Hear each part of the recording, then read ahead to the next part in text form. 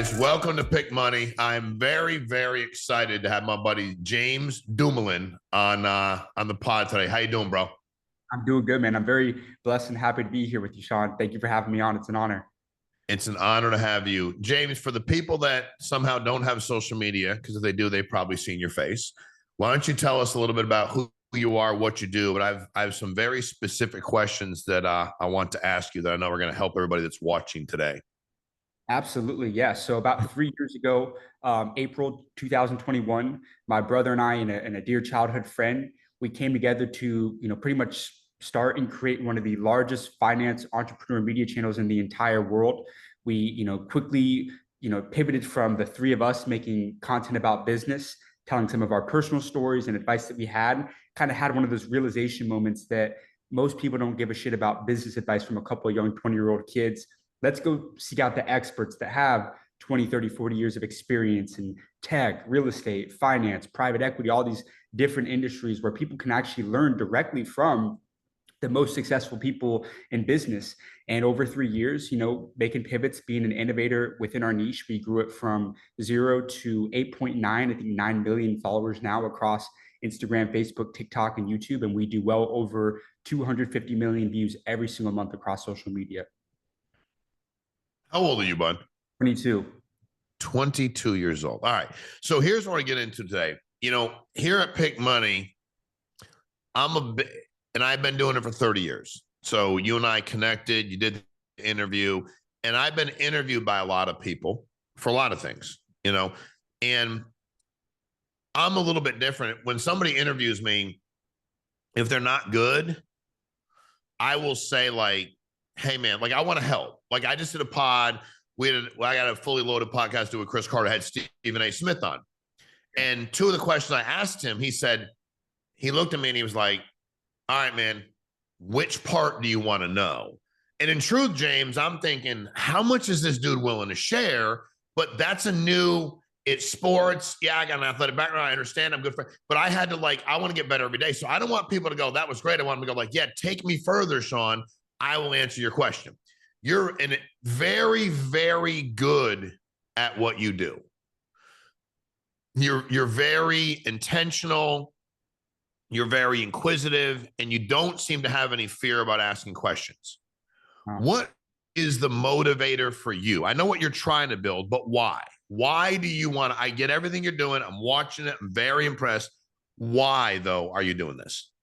Yeah, it's a couple of things. So I think it starts off really early on, and I love to kind of give the background that, I lived in South Korea from the ages of 6 to 10. So I, from an early age, was able to think from a global perspective as opposed to a narrow lens. A lot of my peers that I went to high school with, they never got a chance to get out of our hometown in the Washington, D.C. area, which is a very small-minded place, in my opinion, where everybody's they're settling for that, six-figure government contracting job in 10 years, or going to work for a federal agency, going to work in politics in D.C. Whereas having the experience of living on 3 different military bases. My dad ran the largest overseas military base in the entire world at Camp Humphreys in Pyeongtaek, South Korea. I was exposed to an early age watching my father, someone I knew and loved very dearly, speak in front of tens of thousands of people and meeting big secretaries of states of the biggest, countries in Asia and all over the place. And so I think, like I said, it unlocked that mindset. By the time I was 20 years old, I had been to 18 countries, very blessed and fortunate to have been able to do that. And I think that, again, there's nothing, I think there's two things that is incredible for building perspective. It's one, some form of combat sports, because it's extremely humbling, right? Nobody has a plan until you're punched in the mouth. And it will really show you that kind of, humility and humbleness that everybody can get beat, which is something I love to do in my free time, is box out here in Austin, but then also traveling the world and seeing how different people interact. But so I think that was kind of the origin as far as having that instilled in me to not want to settle for less, and spending around time over the years with people like yourself and Zane Jen out in Miami, who runs a $300 million solar company. You guys never get complacent despite building and exiting companies for 9 figures. And so again, it's that proximity, the people you surround yourself with and spend time with, it causes you to just think so much bigger and not get complacent. But honestly, the big motivator in regards to this channel is that, I went through high school, I went through college, and early on, I kind of saw that the financial literacy just They weren't teaching about the importance of how to build and leverage credit, how to invest in real estate, right? Like actual things that we can apply to build wealth. And luckily, combining that, wanting to kind of decentralize financial education through content creation, I don't think a lot of people realize like the real transfer of media that's happening. Everybody talks about like the wealth transfer. Well, there's a transfer of media from the legacy media, the ABCs, the Fox, the CNNs, over to more the on-demand content stuff like we're creating, stuff like big platforms like Barstool and all these people that build these media properties are creating. And so I think that kind of merging the opportunity in the creator economy with having that kind of like just not limited mindset as far as like always wanting to think bigger, I think is what attributed to a lot of the motivation. All right. You say a lot. I like that. And it's actually really good. And you talk fast like me, and I like that as well. You're doing something that's going to make a massive difference in people's lives.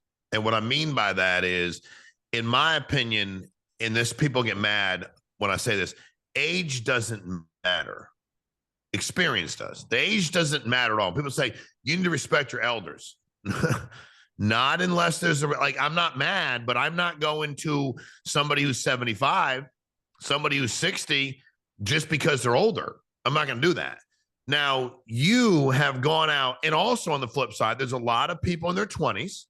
And if I had a nickel for, this is the story when I talk to people all the time. What does so-and-so do? He's an influencer. Would they give me a myriad of things they do online? And they ain't got $500. You don't have a business unless you can today or eventually, before you run out of money, you can monetize it. In a business. That doesn't mean you don't start where you start, but you are getting information to people because just like you go, hey, man, at 22 years old, I couldn't walk in and preach to people about running a business when I wasn't running one. I'm smart. I had a good upbringing. I'm competitive. I don't back down. I like combats. Like all those things are great, but you went out and found people and then got the information to people your age. And they're listening because of the platform that you've built. Matter of fact, I watch it because I'm like, somebody might say something that makes a difference in my life because I'm trying to get better every day. You talk about deal. Last company I built with, man, we'll do, hell, one of our goals has been to do a billion in sales in a year, which we started 11 years ago. Everybody's like, that's crazy. Well, and we might miss it this year, James, but it'll be 880 million in a year, but also it's getting people to hear, because the great deal, I agree with you, media translate. That's amazing, but you're doing it with authenticity, because the reality really is you're not finding broke people that want to pontificate. You're finding people that have made, when you did who was your very first, and like, you were like, all right, let's do this. Let's find somebody. You're walking up with your microphone. Who was the first interview? Did you remember? Yeah. So before we had the means to be able to travel outside of Austin, Texas, I'll give you two. I'll give you my first interview and then the first really big one that we had, and how that kind of came about. So, when we originally started, I mentioned earlier, when we started Hard Knocks, we went from 0 to 25K, just the three of us making content about business, because I had got my start in content creation in 2019 with my personal TikTok account. I grew that from 0 to 800,000 followers in 10 months. Had nothing to do with Hard Knocks, nothing to do with business. It was really just self-improvement for kind of guys my age, some gym, fitness content, money stays in shape, like yourself.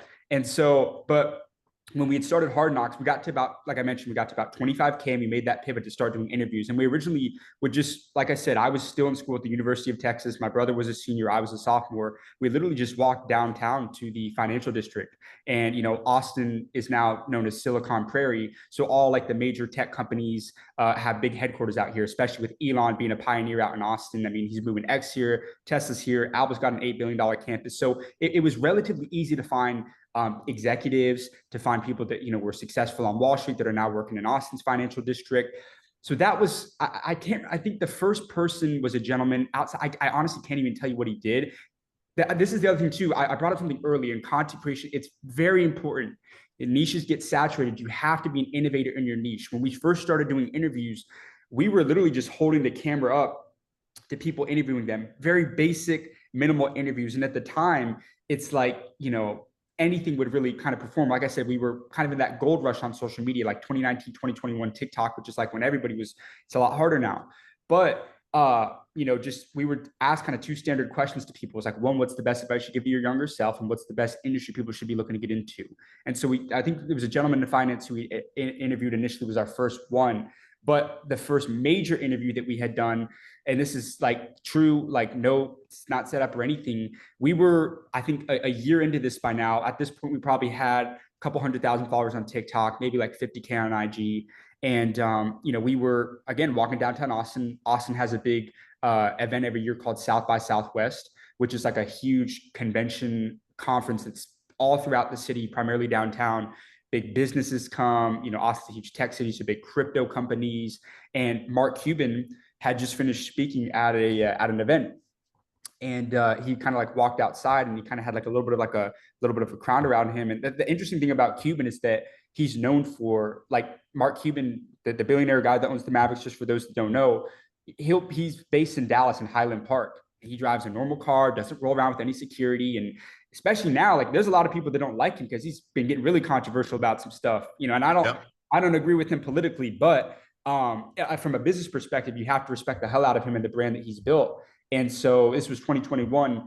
And we just went up to him, and you brought up something earlier, is that about the interviews, it's like, I'm very intentional. I really believe that a closed mouth doesn't get fed. And one of the biggest things that people struggle with in sales or trying to get interviews or dating is that, like, they have that fear of rejection. I ingrained it in my mindset that, like, the worst somebody can say is no. If you go up to that person, they reject you, they turn you down, you're in the exact same spot that you were if they reject you. Like, I fully believe that. And if you think the price of winning is high, wait until you get the bill of regret, because there's been times where we didn't capitalize on that opportunity to go up to people. Anyways, I went up to him, I said, hey Mark, a question for you. My brother and I, we started a media channel at the University of Texas.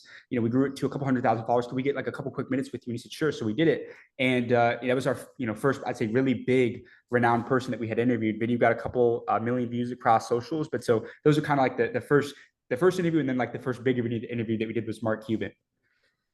Well, and it's funny because everything you're saying, I almost wish we could get people to understand this. So you say it, and you can gloss over it if you're listening, but you have to understand. Do you know what's been the greatest testament for me to your success that I've seen firsthand? What's that?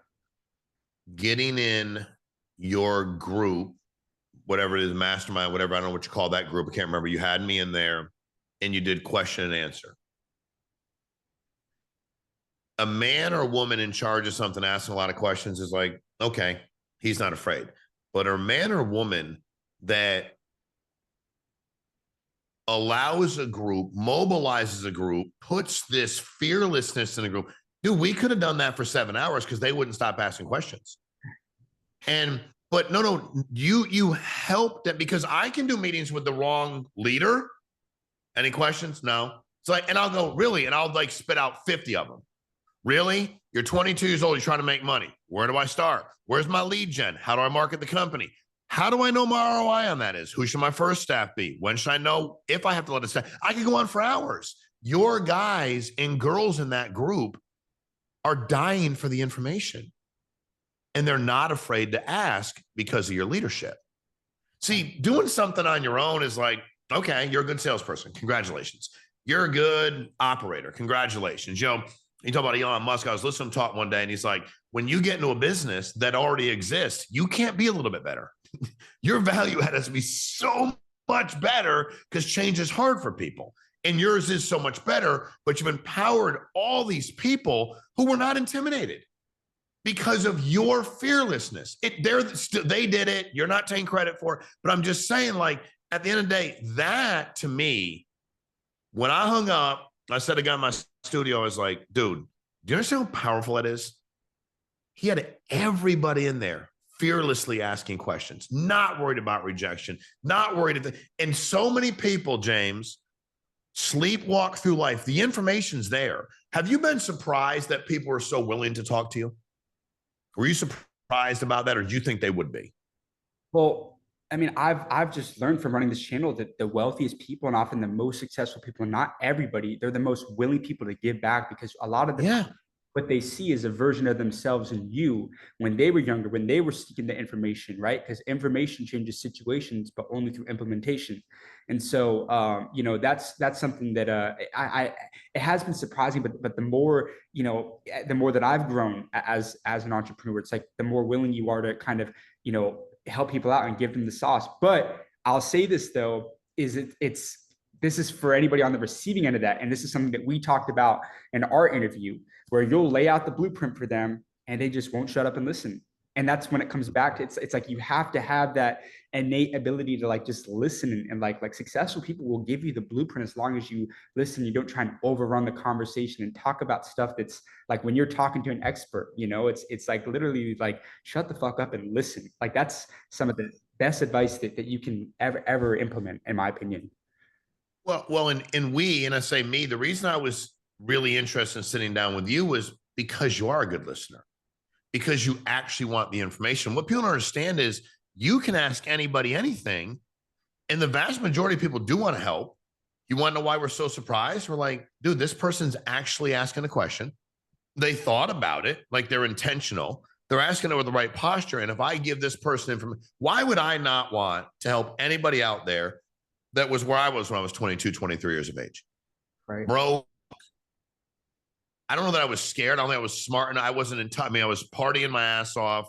I was working a couple jobs, single mom, no money. I wasn't like thinking about what business I was going to build or billions of dollars. And if some of you are, we have a lot of people they got the plan in their mind, all things they're going to do, but they don't do nothing, and they won't get their damn hands dirty. You're a worker. And I tell people all the time, if you're going to be in business with and or follow somebody or take advice from them, they better be doing the things that you want to do. How many hours, I think this is what gets lost. How many hours do you believe you work a week on your business, you personally? Ooh, it's a lot. So the beautiful thing about our dynamic at Hard Knocks is that, and this is kind of just to give you a breakdown of our business model, right? It's because you brought up earlier as well about how a lot of guys who are influencers out there, like let's cut to the chase. They're broke. Your favorite influencer is broke, and I learned 100%. I learned this very, very, very quickly. I went to a mastermind in Denver, the Powerhouse Brands Mastermind, with 8, 9 figure entrepreneurs. We got invited. This was early on when we started our channel. And there's a quote I heard at this event that really stuck with me. Somebody said, "Great businessmen are terrible content creators, and great content creators are terrible businessmen." And it couldn't be further from the truth. And that's why with us, it's like we are trying to find the perfect way to combine the business acumen that we've been able to learn, develop, and leverage with understanding how to just create attention, right? Because attention is the biggest currency in today's world in a lot of aspects. And so with us is that when we started Hard Knocks, we were just relying solely on ad revenue between 3 people. And you quickly realize that you can't go into creating content, wanting to be an influencer, to start a media channel. You got to go into it with the mindset of wanting to start a media business. Mm-hmm. So when we started out, we were very lucky. We got invited into an invite-only monetization program on Facebook, because in 2021, that was the first year that Facebook ever had stagnated, meaning they weren't growing any more users in 2021. So how do they compete with TikTok, who's killing them, Instagram, that's killing them? Well, they got to start giving out a chunk of change to creators to come to their app. And so we were in that program making $20,000 to $30,000 a month off of Facebook. Now, for a couple of college kids splitting that kind of money, it's not bad. However, if you rely solely on a platform to pay you, as quick as they were to give it to you, they can take it back. We had a copyright strike on a video that was ours and went from making $30,000 a month to like 3 to 5K a month off of TikTok. So there's lesson for any creator out there. You cannot build a business off of just ad revenue. So what did we do? We found the skill that we were disproportionately better at than 99% of other people. That's content creation. So we started a marketing agency where some of the biggest entrepreneurs in the world, we come in and do completely done for you content services for them. We're in the bridging business, right? We're not necessarily positioned as the experts. So it's hard for us to sell a mentorship or coaching or course on how to go from 0 to 1 million followers. So we started a private community to give people direct access, right? It's that vertical integration. And Cody Sperber, you may know him as the Clever Investor, great entrepreneur out in Scottsdale. and he said something to me when I interviewed him in November in Scottsdale of 2023. He said a savvy entrepreneur looks at his business and looks at two things. He looks at one, all the different ways he could be making money, and all the people that are making money off of their efforts. So with us, it's like, okay, we looked at a position from a media standpoint and we're able to do that. Now, I'm also a firm believer in focus, right? Focus to me stands for follow one course until successful. That's focus to me. And so with us is that it's like, my brother is killer in analytics and automation. My partner Josh is great on back end for agencies. And so we kind of stay in our lanes. We're not yes men. If somebody's slacking off, we'll hold each other accountable, which is very important if you go into business with friends and family. But like me, it's like I'm just always booking that flight, going to get that content. I was in San Francisco. I think I don't know anybody who's been on more flights than me this year, just flying from city to city to city to city to city. We're in Singapore on Wednesday. At the end of this month, we just closed our biggest brand deal with the UAE government. We're going to be in Dubai. So it's like, it's nonstop. It's got to keep pouring gas down their throats. You can't get complacent. So, I mean, it's a lot. The thing about being in the creator economy and creating content is that it kind of varies, right? Sometimes you're filming a lot more. Other times maybe you're building a little bit more of the business, coming up with strategy to market. So I don't really know. And I honestly don't think one of my weaknesses maybe is that I'm not the best person. I'm not the best at following a schedule. And maybe that's just me. I know people that are like, they have their calendar and they stick to it, but everybody's a little bit different. And maybe that's one of my weaknesses is that, I'm not the best at like that super structure. Well, dude, I mean, I think it's super structured. You're in it 7 days a week. I think my point was you're in it 7 days a week, and you made your own luck. The luck thing. I hear you, and I got it. But it happened for a reason. And also, there's a lot of things you said that are crazy important. We talk about how to get people to pick money, how to get them to pick opportunities that make the money, and how they're going to pick the time to stop doing what they're doing that doesn't make them money. Because a lot of you watching claim to have a title with no money. Me, I want the money. Now, if you go, what about your title? Don't care. What's title? I'm the president of the company. I run it. But if you gave me more money and my title was the maintenance supervisor, I'm in. Tomorrow, you give me more money. I don't do this for titles. Men don't follow titles. Women don't follow titles. I want to lead and I want to do better for me and my family. And I've never apologized for that one time in life, and I'm not going to now. You made your own luck by doing things you're doing, but you said so many things that were so powerful. But one of them is, as an entrepreneur, what a lot of people will do, I think most that fail, they actually make some money, except they go, man, I made money doing this right here. If I gave you all the things we had to do differently, I ran a life insurance company that did face-to-face sales. 100% face-to-face sales. People said to me, you sell virtually. I said, absolutely not. We're not going to do it. Here's 100 reasons why. COVID hits. And I fight it for a minute, James. I think people, it's been a day. I'm like, they're going to, and then I realized this attitude, this demeanor, and this new world is here to stay. So what do? Virtual. In 72 hours, I'm like, that's the best. Like you got to, right? Because we're always have multiple streams of income. As you sit down with people, and if you've not seen, you got to watch. I mean, the stuff's unbelievable. And being with you and spend that time with you and listen to you and the guys with you, the energy you all have that's genuine because of the passion you have for what you're doing, that's a calling. That's a calling. What y'all are doing to you is a calling. When I run businesses, that's a calling for me. I want to win. I was reading, you read the 38 letters John D. Rockefeller wrote to his son. You ever read that book? I'm not, but I'm familiar with it. I've had some people recommend that for sure. Dude, you should read it.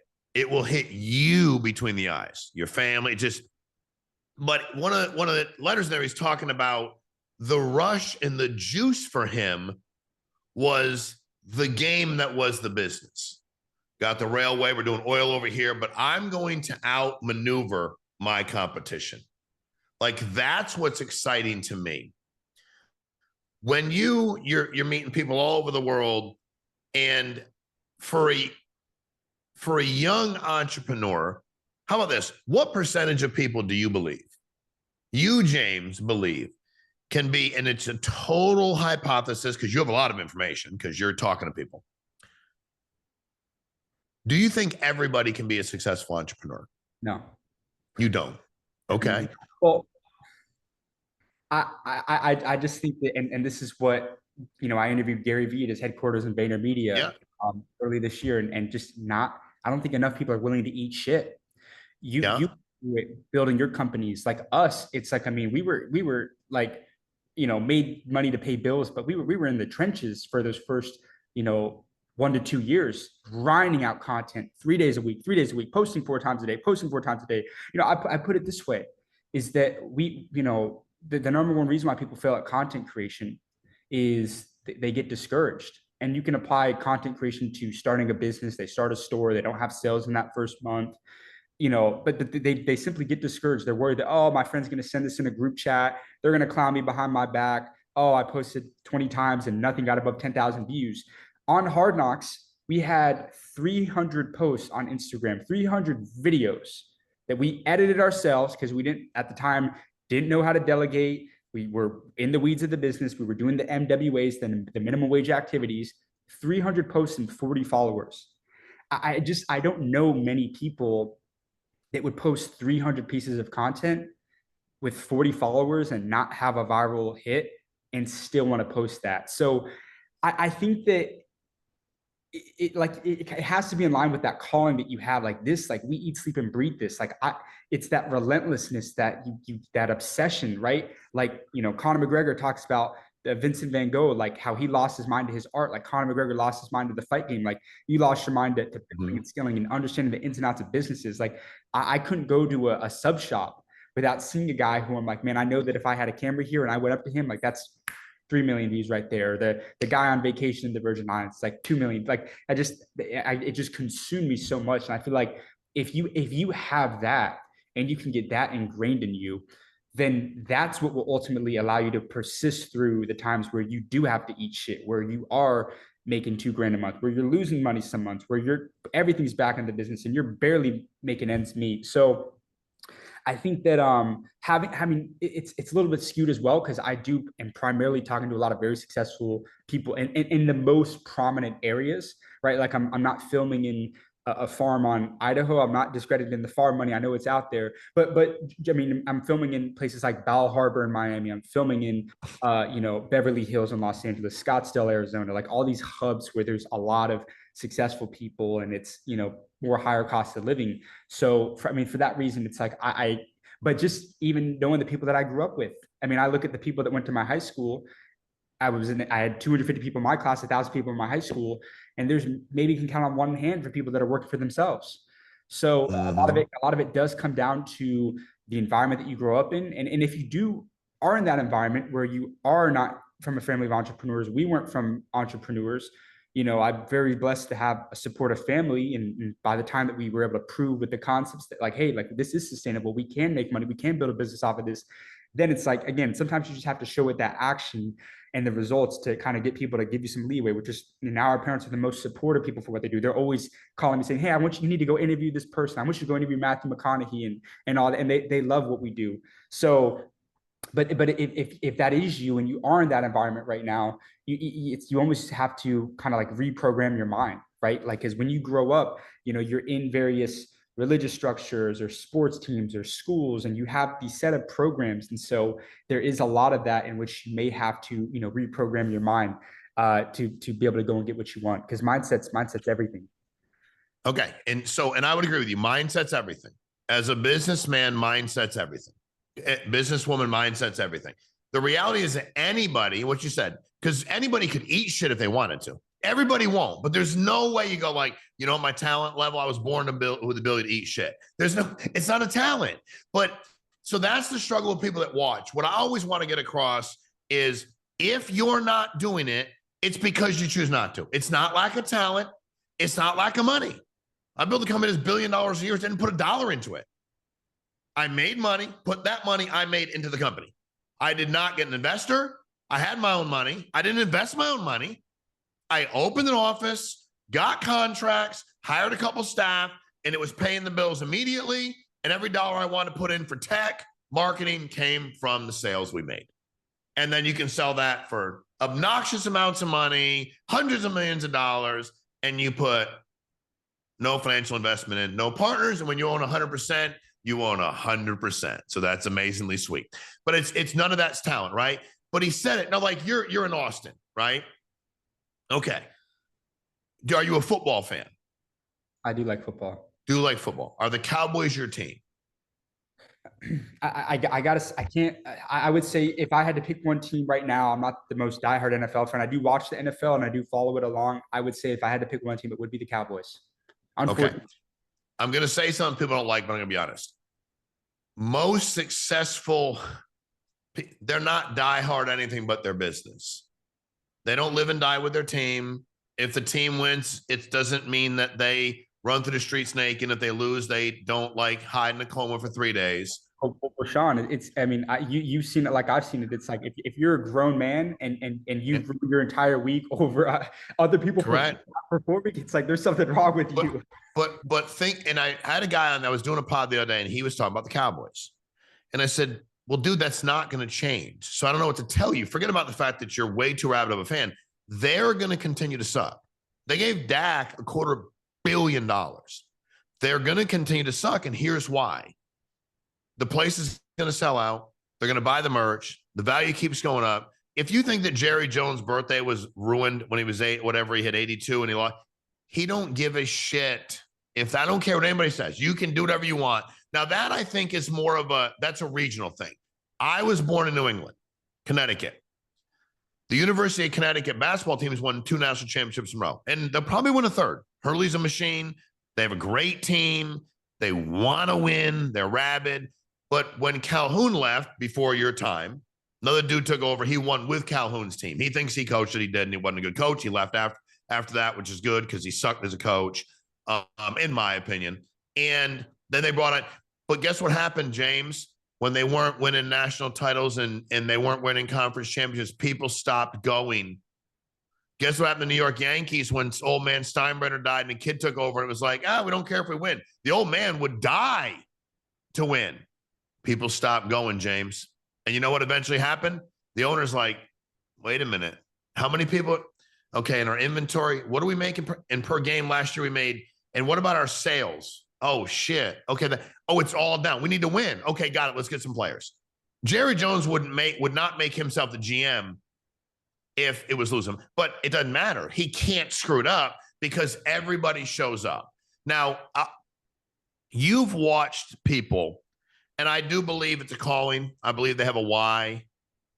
But you've seen people eat, breathe, and sleep their businesses.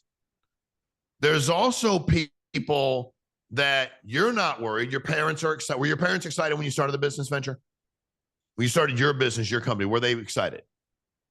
Not initially. Not initially. And by the way, why were they not excited? Very normal, by the way. Why were they not excited? Because it's not safe. It's not safe. Right. And there's a lot of risk. And you're a smart young man. You can get a job. Like you can go get a good paying job right now. Benefits, retirement, it's not safe. They were looking out for you. Right. Once you start validating the model and making money, and again, no, people are like, man, my spouse doesn't support me. Do you make money? If you're a content creator, and that's what you call yourself, and you've been doing it for years and you make no money, I'm going to quit. Now you're like, but no, quit or get a full-time job and do it part-time. You don't make any money, which means if you want to have a family one day, you can't support your family, can't support yourself, can't support somebody else, can't pay the bills for you and your wife. Quit. Quitting's not always a bad thing. Quit something that doesn't make you money. James, how long have you been doing this? How many years? 3 years. 3 years. If you are now third year going into your fourth year and you just were not making any damn money, would your parents support you? No. No, that'd be weird if they did. It almost be like they would. And dude, it takes time. I get it, but you have to start thinking about: because when I watched you, I said to my guy that worked with me at the time, it was before Andrew. I said, watch what they do, and he said, "What do you mean?" I said, they're amassing one of the biggest.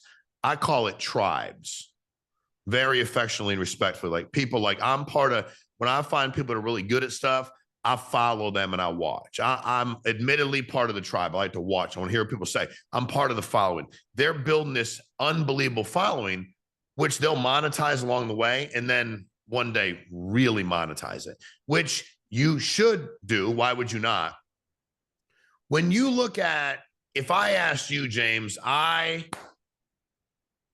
if I asked you to describe three qualities that you believe all these successful entrepreneurs have, there isn't one that you've met that didn't have these three. They're top three, not the ones that, and by the way, there's people that made their money and there's people that were given their money. I'm sure you don't interview them like grandpa made the money, gave it to dad, he gave it to you. First generation earns it, second, what's my man say? First earns it, second enjoys it, third destroys it. But the ones, the men and women that went out there, dude, and they made it. If I had asked you, you've interviewed as many people as anybody, give me the top three characteristics that you see that you're like, man, overwhelmingly, these three things, doesn't matter the business, doesn't matter the industry, they possess these three things. Mm-hmm. Wow. Three things. I'm just gonna go with the ones that come to mind. Like number one, I think that possessing the ability to sell, but it's beyond that. It's being able to sell yourself to other people. We brought up guys like Mark Cuban, Gary Vee. They can walk into any company's headquarters. If they want a $50 million deal, they're going to get a $50 million deal because of the people that they are. They have that they're incredibly attractive to money, but they're also they just possess that ability where they're extremely likable. They're very good with people. They're storytellers. They know how to convey messages to get that money, right? If Elon Musk was on this call with us and he wanted 10 grand wired to him, well, we don't even need to ask him what he's going to do with it. We're both going to send him $10,000. So I would say having the ability to sell yourself. Two, I'm going to go with faith in something bigger than yourself. And this is often what I've seen across the board is that, if it's all about the right now, the possessions, the earthly things, the desires that we have, the sex, the money, the drugs, all that, that's a dying dead road. Like, for myself, I'm a firm believer in God, because to me, that's the only way that I get true fulfillment. And what I've noticed about a lot of other hyper successful people, and maybe it's not from a religion or relationship with God standpoint, but they just have that unwavering thing that they're going after this for a particular reason. Because if you don't have that, then like you don't have, whether people like it or not, the opposite of faith is fear. And without faith, you're dead in the water. So I think they have some sort of faith in something bigger than themselves, whether it's their company, right? From a capitalism perspective, right? So they've got relentless faith, belief in themselves. They know how to sell. And then I think three would probably be like that relentless belief, that mindset. I think those are my three that come to mind. I really need it was a great question, and I should have had a better answer, I think. But I think that those are the ones that like really instantly come to mind, and they're action takers, right? Like there's a quote that I love. It's, procrastination is the assassination of all destinations. And that's the biggest thing. I interviewed a gentleman named Robert Vasquez out in Orlando, Florida, owns a whole bunch of different companies. And I, asked him kind of to wrap up the interview, very broad question. How can somebody become a millionaire in 2024? And he asked me a question. He said, do you know where the most valuable piece of real estate is? And I said, where? And he goes, graveyards, because there's $1 billion ideas sitting in the ground of people that never took action. So it's they take that action, right? And then just to kind of wrap up again with mindset is that Dean Graziosi, another very prominent entrepreneur who I interviewed out in Scottsdale, he's runs mastermind.com. He's like Tony Robbins' main business partner. We did an interview with him like yourself. Both videos got 10 million views.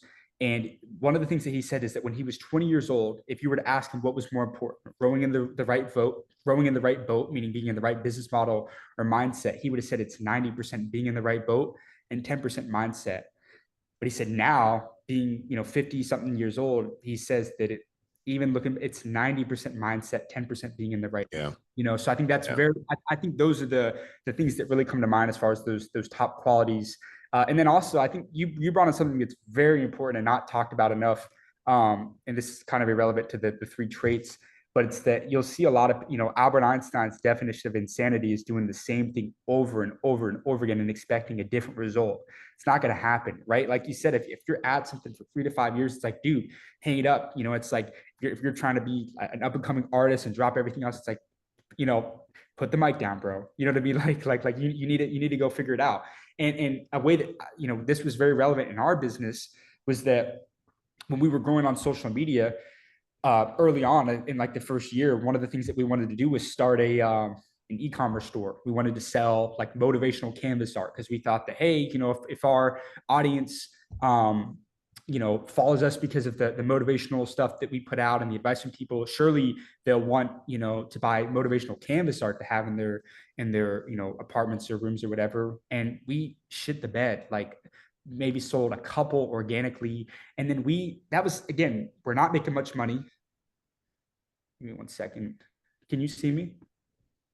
I can see you. Okay, perfect. I had an income. I'm sorry about that. We can clip that out. But what I was saying is that like we had made that we tried to, we went all in with like the canvas art. And so much of our energy and effort into the business was going towards selling this stuff on e-commerce. Yeah. We hired an outsourced CMO for $5,000 a month when we're making 20 grand a month, because we thought that person was going to save our business. And we tried it for 3 months and we just went like losing money off this thing. And it's like, yeah, you have to be real with it. Like keep the main thing that's making you money, and I love what you said. I'm going to take this one with me, is that like, that's the mindset. You have to be attracted to money. The people that you want to hire, bring in, it's got to be somebody that's like, hey, if the deal's 10 grand, I want 10, like they got to be attracted to money. And I think that's a very underrated characteristic that, not a lot of people possess. Well, I'll tell you what, dude. I possess it. You possess it. We're trying to help other people understand that they're able to possess it. I really appreciate you getting on. Pick money. If you don't, James is everywhere. Hard Knocks. You can find him. He ain't hard to find. You got to promise me though, dude. One of my best experiences, the most fun I've had in a while, is getting in your group. So you got to get me back in there because the Q&A was like literally off the charts. I love doing it. So I appreciate you, Sean. You got it, man. Thanks for being on today. Thanks for everything you do. Do not let up. I know you won't. And fast forward a couple of years, dude, you will have one of the biggest voices in the world in doing what you're doing. And more importantly for me, you're going to help people change their life. And that's important for me. So I appreciate, hey, love you, man. Appreciate it. Guys, thanks. Like, subscribe, share. Somebody needs to hear it. Thank you, James. Thanks, y'all. Have a great day, guys.